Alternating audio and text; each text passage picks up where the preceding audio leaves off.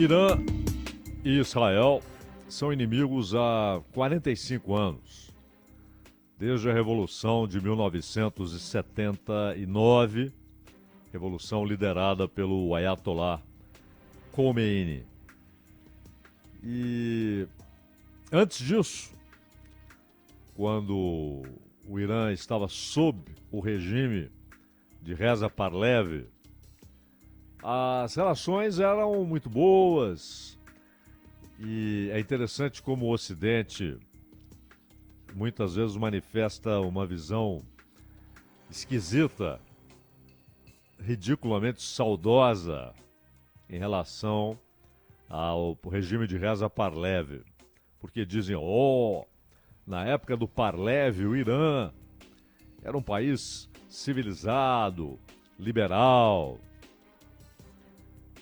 Será que não sabem que aquele regime perseguia, torturava, matava, tinha uma terrível polícia política? Acontece que Reza Pahlavi era um aliado do Ocidente. Ele ganhou o poder, principalmente, já era o Shah, mas ganhou o poder político quando os Estados Unidos e o Reino Unido derrubaram o governo de Mossadegh, primeiro-ministro do Irã, que havia determinado, com apoio do parlamento e do povo, nacionalizar a exploração e o refino de petróleo e o comércio de petróleo iraniano. Ele foi derrubado pelos Estados Unidos e pelo Reino Unido. O Reino Unido nem escondeu que estava derrubando o gabinete iraniano. E aí, o Shah ganhou muito mais poder e os partidos de oposição foram de tal maneira perseguidos que grande parte da resistência do povo ao regime e da oposição ao regime foi canalizada para movimentos religiosos que eram contra o regime, que eram contra aquele regime que tentava impor ao país dos persas costumes ocidentalizados.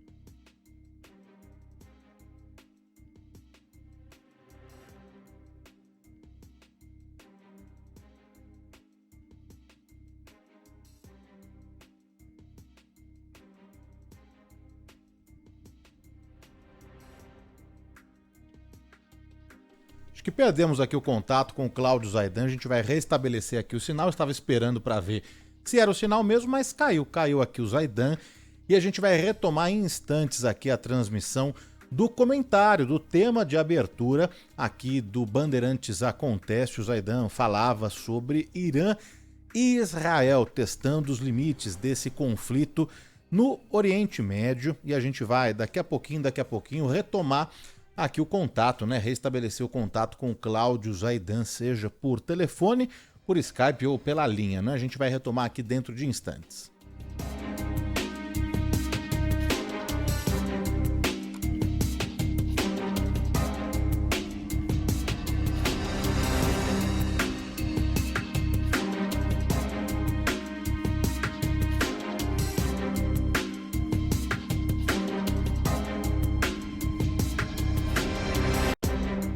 Você está ouvindo o Bandeirantes Acontece, agora 3 horas e 36 minutos. Estávamos ouvindo, né, o tema de abertura, o comentário do Cláudio Zaidan sobre a escalada, não é, do conflito no Oriente Médio, né? Existe, claro, uma esperança aí que Israel dê chance à pausa aí de tranquilidade, né? Espera que Israel dê uma pausa de tranquilidade nas tensões do Oriente Médio. Essa é a expectativa e a gente vai continuar acompanhando, não é? O comentário aqui do Cláudio Zaidan, não é? Segundo o Ministério das Relações Exteriores do Irã, nenhum acerto pré-arranjado foi feito com qualquer país antes do ataque de retaliação do Irã contra Israel, né? O Irã lançou drones explosivos e disparou mísseis contra Israel no final do sábado, nesse seu primeiro ataque direto ao território israelense, né? E me parece que agora o Zaidan já está de volta na linha 2 por Skype, então a gente vai retomar aqui o tema de abertura, o comentário do Cláudio Zaidan, vamos lá. Obrigado, Danilo. Tá me ouvindo bem agora, né? Perfeitamente, Zaidan. Vamos lá, então. Então, nós falávamos aqui que houve uma canalização para o grande movimento xiita, que tinha como principal líder o Khomeini, e em 79, a Revolução, início de 79. Em fevereiro de 79, Khomeini já estava no poder. E aí, a boa relação entre Irã e Israel vai para o espaço. Primeiro, por razões religiosas, a questão de Jerusalém.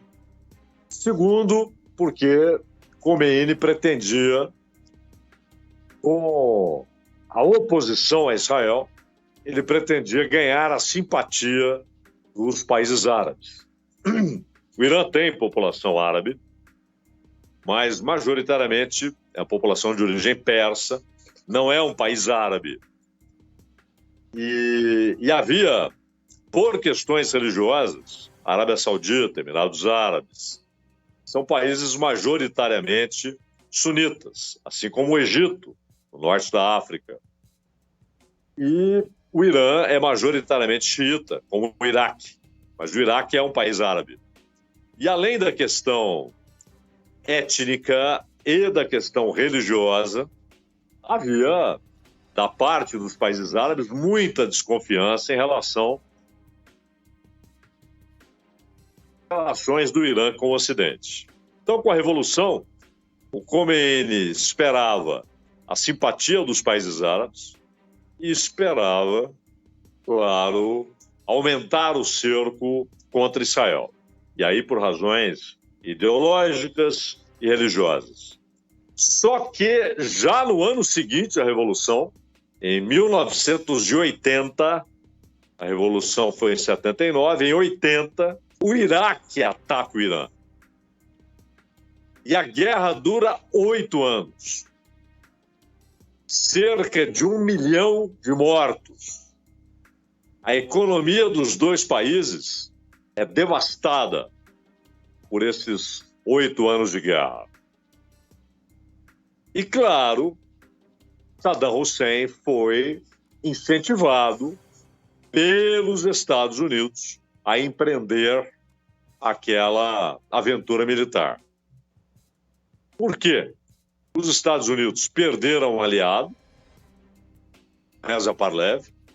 Já depois da Revolução, a crise da embaixada, a tomada da embaixada dos Estados Unidos em Teherã por estudantes, não foi diretamente pelo novo regime, mas não há dúvida que o novo regime, o então novo regime, incentivou aquela ação dos estudantes, a tomada da embaixada dos Estados Unidos.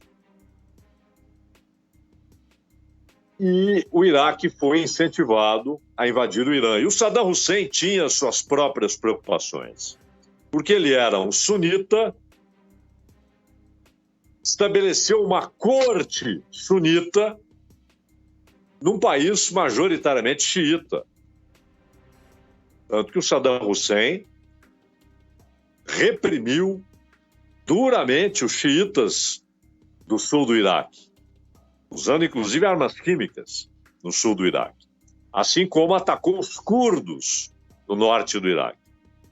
Quando há revolução no Irã, o Saddam Hussein fala, isso vai se espalhar, porque aqui também é um país majoritariamente xiita. E é claro que a revolução no Irã vai ser um incentivo para que os xiitas, que são maioria no Iraque, tentem tomar o poder. E ele simplesmente, incentivado pelos Estados Unidos, ele ataca o Irã. 8 anos de guerra. E mesmo depois de encerrada a guerra, e aí os Estados Unidos, que haviam incentivado Saddam, se voltam contra Saddam, por causa da invasão do Kuwait, à Primeira Guerra, inclusive aquela operação Tempestade no Deserto, do George Bush pai. E depois, com o Bush filho, quando há os atentados de 2001 em Nova York e em Washington, além do ataque ao Afeganistão, porque lá teria sido acolhido Bin Laden, pela simples razão de que Bin Laden era genro do Mullah Omar, o principal líder do Talibã. Mas, além disso, os Estados Unidos aproveitaram a ocasião, a liberdade de ação que a condição de vítima dos atentados lhe dava, e resolveu atacar também o Iraque. Quando o Iraque já não dispunha daquelas armas químicas que antes foram usadas contra os xiitas no sul e contra os curdos no norte. Inventaram uma relação entre Saddam e Osama Bin Laden e atacaram o Iraque. Saddam foi derrubado, foi morto, e o Iraque até hoje tenta encontrar estabilidade política, inclusive no braço de ferro permanente entre xiitas e sunitas. O Irã tem algumas milícias que ele apoia no Iraque, mas há também grupos xiitas que nada têm a ver com o governo do Irã. Mas, além de toda essa história, a Arábia Saudita passou a ver o Irã como o rival, o grande rival regional. Por dois motivos. Um religioso. A Arábia Saudita é sunita. O Irã é xiita. E outro, pela determinação e estabelecimento de esferas de influência. Inclusive no Líbano. O Líbano é um país que tem quase metade da população cristã, a outra metade muçulmana, os muçulmanos divididos entre xiitas e sunitas, tanto que a Constituição libanesa, ela estabelece que o presidente tem de ser cristão maronita, o primeiro-ministro tem de ser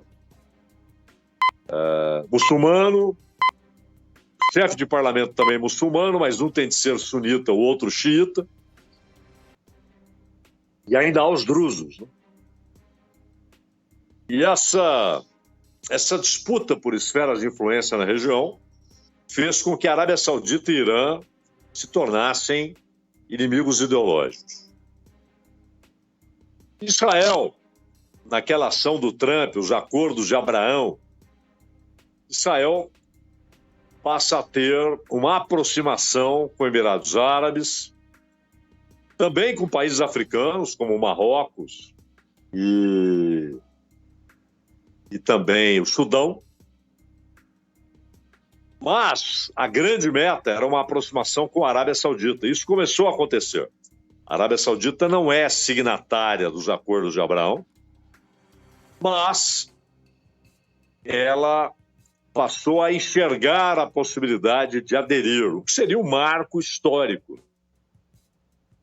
Só que, paralelamente a isso, a China consegue algo que parecia irrealizável: uma aproximação entre Irã e a Arábia Saudita, inclusive com ida de diplomatas de um país para o outro e a perspectiva de embaixadas funcionando plenamente em Riad e em Teherã. Vem o 7 de outubro, o ataque do Hamas a Israel, e aí, claro, essas aproximações ficam congeladas. Não são canceladas, não são refutadas, rechaçadas definitivamente, mas ficam congeladas. O Hamas, que é sunita, recebe recursos do Irã, que é xiita. O Hezbollah, que é xiita, é, na verdade, um braço do Irã no Líbano. E aos Houthis, no Iêmen, armados treinados, financiados pelo Irã. E os ataques que vinham contra Israel eram esses ataques terceirizados. Só que aí, Netanyahu está num momento difícil. Primeiro pela pressão internacional, porque está todo mundo vendo o massacre em Gaza. Aliás, não desviem os olhos, os olhares de Gaza. A questão iraniana não deve servir para que Netanyahu consiga desviar as atenções do que o seu governo está fazendo na faixa de Gaza. No massacre contra civis. O Hamas é atingido quase que como efeito colateral. O que tem ocorrido é um massacre contra civis. Inclusive um ataque contra o futuro, porque mulheres e crianças são os grupos majoritários nos mais de 32 mil mortos na faixa de Gaza. O futuro dos árabes de Gaza está sendo atacado com a morte de crianças e mulheres. Que já era um lugar pobre, uma população sem perspectivas, com controle do Hamas e, ao mesmo tempo, o cerco, o muro, a fronteira. Não pode ir para o Egito, não pode ir para Israel. Até para pescar, para entrar no Mediterrâneo para pescar, há um limite, vigiado pela guarda costeira israelense. E, de repente, o mundo desaba sobre Gaza, ferozmente atacada, destruída. Então a pressão internacional crescia, inclusive nos Estados Unidos. O Biden, até porque ele percebeu que o apoio irrestrito às ações de Netanyahu tinha um custo eleitoral para ele, ele passou a cobrar mais de Israel.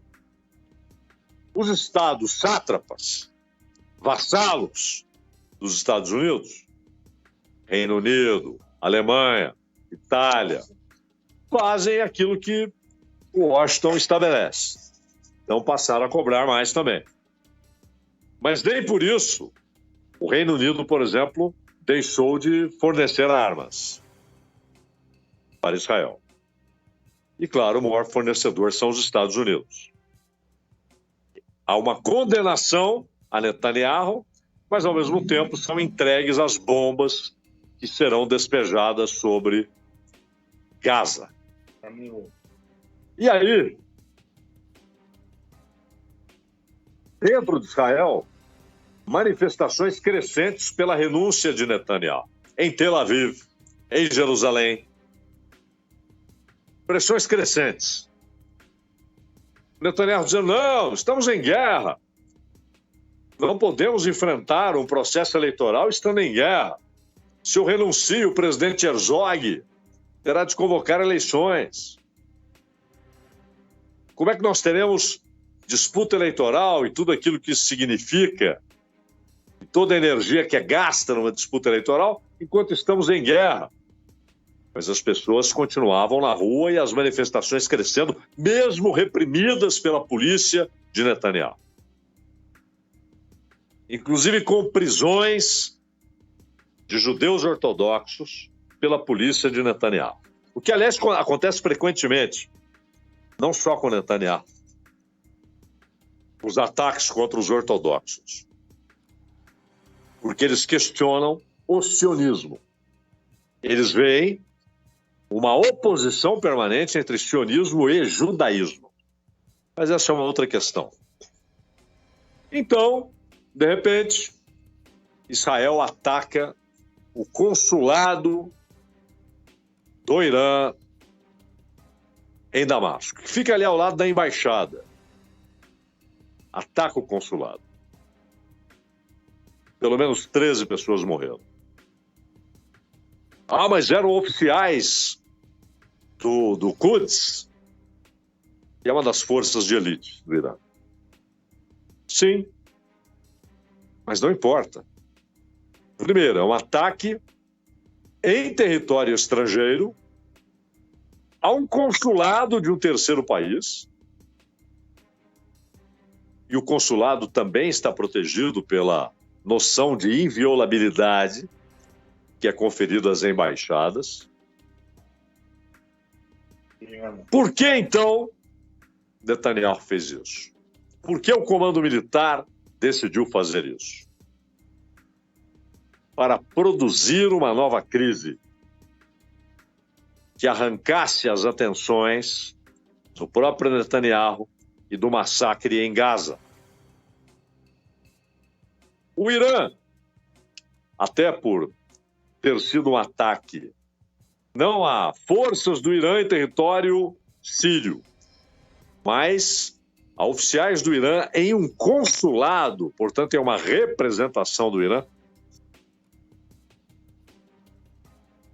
Khamenei começa a dizer: haverá resposta, e já há no Irã, já havia descontentamento entre militares e alguns grupos religiosos, porque eles acharam que o Irã tem sido muito tímido, inclusive em relação ao que está acontecendo em Gaza.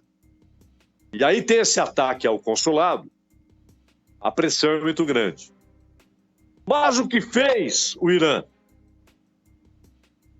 Um ataque planejado, calculado, para ser militarmente irrelevante.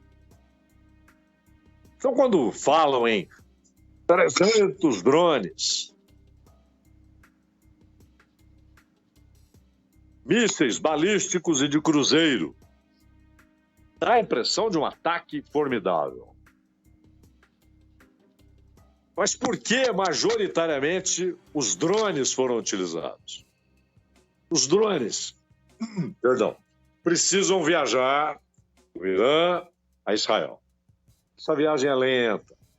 Diferente de um míssil, que cruza aquele espaço rapidamente. O drone vai viajando. É uma viagem lenta, demorada. E mais, os Estados Unidos dizem que não, mas o Irã garante que os Estados Unidos foram avisados pelo Irã de que o ataque ocorreria. E, portanto, se os Estados Unidos foram avisados, Israel foi avisado. Israel já havia desligado o sistema de GPS, tanto que estava acontecendo de gente que estava em Jerusalém, o sujeito ligava, o turista, ligava o GPS, e o GPS dizia que ele estava no Cairo, estava no Egito. O sujeito, não, eu estou em Jerusalém, o GPS está doido. Mas eles fizeram essa operação para a desorientação dos drones. E, além disso, claro, com aviso prévio, ficaram preparados para a defesa. O domo de ferro, ele não é o mais útil nesse tipo de ataque, porque geralmente ele capta aquilo que é lançado 70 quilômetros para baixo. Já a funda de Davi consegue detectar lançamentos feitos a 300 quilômetros. 70 quilômetros para baixo é o domo de ferro. Eu fiquei com a impressão de eu ter falado metros aqui. 70 quilômetros para baixo, o domo de ferro. E funda de Davi, 300 quilômetros para baixo. Só que o Irã está a mais de 1.000 quilômetros. Mas os 3 sistemas principais de Israel funcionaram, além de caças, que também podem abater drones, por exemplo. Israel tem F-15, F-16, tem caças fabricados nos Estados Unidos. Então o ataque ele foi militarmente inócuo. Infelizmente houve uma criança que se feriu porque destroços caíram. Foi míssil, mas destroços. Infelizmente ela se feriu foi levada para o hospital. Mas quando você olha o resultado do ataque, você fala, pô, mas basicamente nada de importante aconteceu. Do ponto de vista de militar, mesmo quando se fala em mísseis balísticos, de cruzeiro e drones. Porque foi um ataque telegrafado, avisado. Tanto que rapidamente o representante do Irã na ONU levantou-se e discursou: a resposta está concluída. Isso não é o início de uma série de ataques. É só isso. Não queremos ir além. Foi só uma resposta e está encerrado o assunto. E o presidente do Irã, o Raisi, Ebrahim Raisi, também disse assunto encerrado. Ele usou a expressão página virada. Mas, ao mesmo tempo, claro, o Irã falou em sucesso formidável da operação, mas, ao mesmo tempo, dizia: se Israel partir para a tréplica, o próximo ataque será diferente. Mas a ideia do Irã era: povo iraniano, respondemos.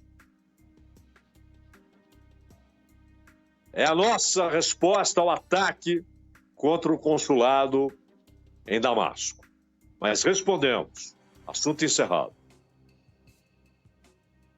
Só que em Israel, há seguidas reuniões do comando militar, e Israel está dizendo que haverá reação. Quando? Não diz. Onde? Claro, não diz. Mas que haverá reação. E aí você pode desencadear um processo que se autoalimenta. Porque se houver um ataque a Israel, aí o Irã se verá no direito de uma outra ação, de uma outra resposta. E aí, claro, chega um ponto em que você pode desencadear uma guerra para valer. O ataque é inédito. Já houve várias ações do Irã dentro de Israel, com agentes secretos. Como Israel já usou instrumentos cibernéticos para atacar, inclusive, instalações nucleares no Irã. Mas um ataque físico direto é inédito. Mas foi parcimonioso e, acima de tudo, feito para não provocar danos, grandes danos. E, para isso, houve um aviso prévio. E a longa e demorada viagem dos drones. Mas, havendo uma resposta de Israel, haverá a retaliação iraniana, e aí você desencadeia um processo que pode provocar uma guerra para valer. Israel tem ogivas nucleares, o Irã ainda não, mas essa situação empurra o Irã para, inclusive, enfrentar as resistências internas a tornar militar o seu programa nuclear. E aí a Arábia Saudita, se chegar à conclusão que o Irã produzirá armas nucleares, se sentirá também instigada a fazer o mesmo. Então não há, nesse momento, uma guerra aberta, mas o risco que já era permanente, ele torna-se agudo neste momento. Danilo Gobato. Lembrando que o tema de abertura, o comentário do Cláudio Zaidan, fica disponível em podcast. É só pesquisar, procurar por Entendendo a Notícia no seu agregador de podcast favorito. A gente vai